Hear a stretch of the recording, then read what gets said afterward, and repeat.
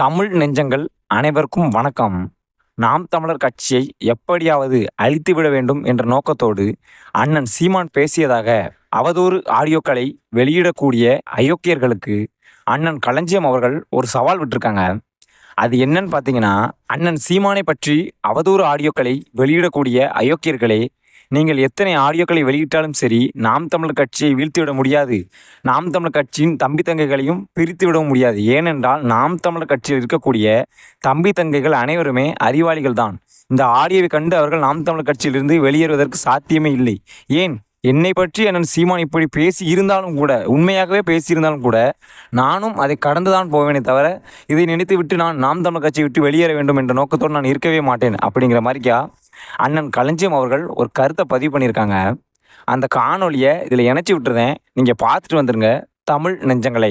இந்த மாதிரி ஆடியோக்களை வெளியிட்டு நாம் தமிழர் கட்சி பிள்ளைகள் யாரையும் எந்த சலனமும் ஏற்படுத்தி விட முடியாது. நாளைக்கே அண்ணன் சீமான் என்னையை பற்றி பேசினார் அப்படின்னாலும் கூட அதை நான் கடந்து தான் போவனே ஒழிய அதை ஒரு சீரியஸாக எடுத்துக்கிட்டு நான் மனம் கலங்கி போக மாட்டேன். புரியுதா உங்களுக்கு? ஏனென்றால் நாம் தமிழர் கட்சி என்கிற கட்சி இன்றைக்கு வளர்ந்து கொண்டிருப்பதால் அதற்கான எதிரிகள் எங்களை விட மிக பெரியவர்களாக இருக்கிறார்கள். தமிழ் நெஞ்சங்கள் அனைவரும் இந்த காணொலியை பார்த்துருப்பீங்க. இந்த காணொலியிலிருந்து நாம் தமிழர் கட்சியை எப்படியாவது அழித்து விட வேண்டும் என்ற நோக்கத்தோடு வேலை செய்யக்கூடிய இந்த ஆடியோ வெளியிடக்கூடிய அயோக்கியர்கள்ட்ட நம்ம ஒன்றே ஒன்று சொல்லிக்கிட்டோம். அது என்னன்னா, நாம் தமிழர் கட்சியை வீழ்த்தி விட வேண்டும் என்று ஆடியோக்களை வெளியிடக்கூடிய அயோக்கியர்களே, நீங்கள் வேறு ஏதாவது ஒரு செயல் செய்யுங்கடா. ஆடியோ வெளியிட்டு சீமான் இந்த மாதிரி பேசிட்டாரு அப்படின்னு ஒரு ஆடியோ வெளியிட்டு நாம் தமிழர் கட்சியை வீழ்த்தி விடலாம் என்ன ஒரு சப்பையான ஒரு ஐடியா யோசிச்சு பண்ணிக்கிட்டு இருக்கீங்க பார்த்தீங்களா? அதான் உங்களை பார்க்குறது ரொம்ப வருத்தமாக இருக்குது. நீங்கள் இந்த மாதிரி ஆடியோலாம் வெளியிட்டால் நாங்கள் அதெல்லாம் பார்த்துட்டு அண்ணன் சீமான் இப்படி பேசிட்டாரு, இனிமேல் நம்ம நாம் தமிழர் கட்சியில் இருக்கக்கூடாது அப்படின்னு வெளியேறணும்னு நினச்சிங்களாடா? ஏன்னா அது ஒரு கட்சிக்குள்ளே நடக்கக்கூடிய பிரச்சனைடா. எங்கள் கட்சியில் 1000 பிரச்சனை நடக்கும். எங்கள் கட்சியில் சீமான் அப்படி தான் ஏசுவார். நாங்கள் அதை கேட்டு அவ்வளோதான், கட்சி தலைமை ஏசு நம்ம தப்பு பண்ணியிருக்கோமா, மாற்றிக்கணும் அப்படின்னு போய்கிட்டே இருப்போமே தவிர நாம் தமிழர் கட்சியை நம்ம வீழ்த்திடணும், 2ஆக பிரிச்சிடணும் அப்படின்னு யாருமே நினைக்க மாட்டாங்களா?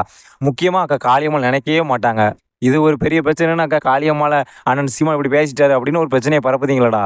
இவ்வளோ நாள் நீங்கள் இந்த ஆடியோலாம் வெளியிட்டீங்க, இதுக்கு ஏதாவது நான் அக்கா காளியம்மாளோ இல்லை யாரோ நாம் தமிழர் கட்சி வந்து எதிர்வினை ஏதாவது தெரிவிச்சாங்களா? எதுக்கு தெரியும்டா. நீங்கள் என்ன மாதிரிக்கே ஆடியோ இப்படி தான் சித்தரித்து விடுவீங்க.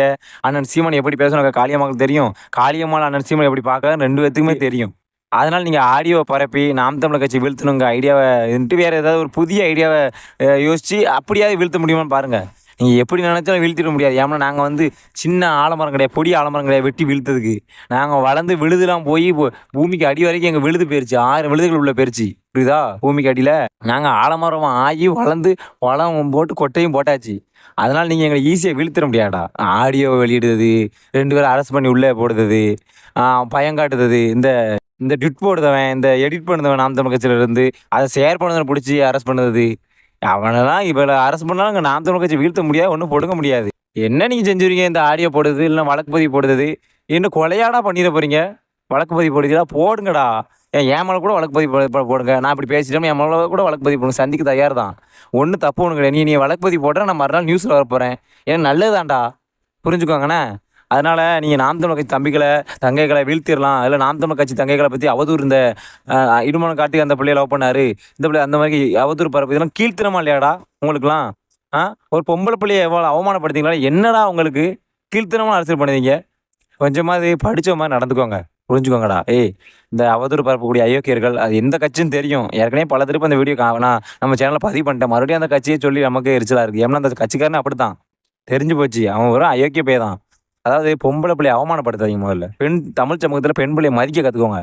அதை விட்டுட்டு அந்த நிர்மலம் கார்த்திக்கு ஒரு ஃபோட்டோ எடுத்திருக்காரு. அந்த ஃபோட்டோவை பரப்ப வேண்டிய தேவை என்ன இருக்குது? அவங்க 2 பேரும் தனிப்பட்ட முறையில் அவங்க லவ் பண்ணாங்களா, காதலிக்காங்க, திருமணம் பண்ணாங்க, என்ன செஞ்சுட்டு போகிறாங்க? அந்த ஃபோட்டோ பரப்ப தேவை ஒன்றும் கிடையாது. அரசியலுக்கு சம்மந்தமே கிடையாது. இன்றைக்கி மின் கட்டணத்தை உயர்த்திட்டான், அது தெரியல. ஒரு அமைச்சர் தமிழ்நாட்டில் ராமர் ராஜ்யம் நடக்கு, ராமர் ஆட்சி தான் நடக்கு அப்படிங்காரு. அப்போ ஐயா முத்துவேல் கருணாநிதி ஸ்டாலின் அவர்கள் ராமரா இல்லை ராமர் சொந்தக்காரா? என்னடா உருட்டுதீங்க ஒவ்வொருத்தனும்?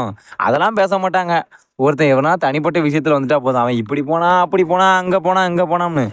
என்ன தமிழ்நாடு அரசியல் எவ்வளோ கீழ்த்தனமாக போய்கிட்டு இருக்கு? தமிழ்நாடு அரசியல் தமிழ்நாட்டு மக்களை பார்த்துக்கிட்டு தான் இருக்காங்க. நீங்கள் எவ்வளோ கீழ்த்தனமான அரசியல் இந்த ஆட்சியில் இருக்க அதிகாரிகளும், இந்த ஒரு சில காவல்துறைகளும், திமுக உடனே இருக்கிற காவல்துறைகளும் பண்ணுதுன்னு.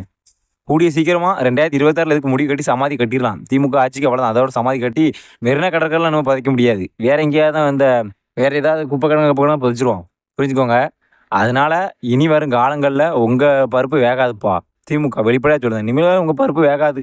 உங்கள எதிர்க்கக்கூடிய பல கட்சிகள் உருவாகிருச்சு. நீங்க நம்ம தண்ணிய குடித்து தலைகள்னாலும் சரி, இல்ல தண்ணிய குடிக்காம மல்லாக்க படுத்தாலும் சரி, நீங்க ஆட்சிக்கே வர முடியாது. அதனால இனிமேல் ரொம்ப ஆடாதீங்க. இந்த அ ட்விட்டர்ல ட்வீட் போடுறதுனா அரெஸ்ட் பண்ணுது. இந்த சும்மா எடிட் பண்ணி போடுறத ஷேர் பண்ணதுனா அரெஸ்ட் பண்ணுது. இதுதான் ஐயா ஸ்டாலினால செய்ய முடியும். மித்தபடிக்கு இந்த கள்ளச்சாராயம் விற்கவனா ஒண்ணும் செய்ய முடியாது. பாலியல் பலாத்காரம் பண்ணவனே அவரால ஒண்ணும் செய்ய முடியாது. கொலை பண்ணவனே ஒண்ணும் செய்ய முடியாது. தேசப்படுவாங்க 3 மாசத்துல வெளிய வந்துருவான். மிஞ்சி மிஞ்சி போனா இந்த கருத்து பதிவு பண்ண ஐயா அண்ணன் சவுக்கு சங்கர் மாரிக்க ஆளு. இந்த பெனிக்ஸ் அந்த அவர் மாரிக்க ஒரு ஆளு. இவர வேணா அரெஸ்ட் பண்ணி 1 வருஷம் கூட வச்சுக்கிடுவீங்க. ஏன்னா அவ்வளவுதான் உங்க அதிகார பலம். கொலை பண்ணதவனையோ, கள்ளச்சாராயம் விற்கவனையோ, பாலியல் பலாத்காரம்னு நீங்க அரெஸ்ட் பண்ணீங்கன்னா, உங்களுக்கு அடுத்த ஓட்டு விழாது. ஏன்னா பண்ணதவனே திமுக காரன் தானே. அப்புறம் எப்படி? இதுல புரிஞ்சுக்கிடணும். முடிச்சுக்கணும் தமிழ் நெஞ்சங்களே.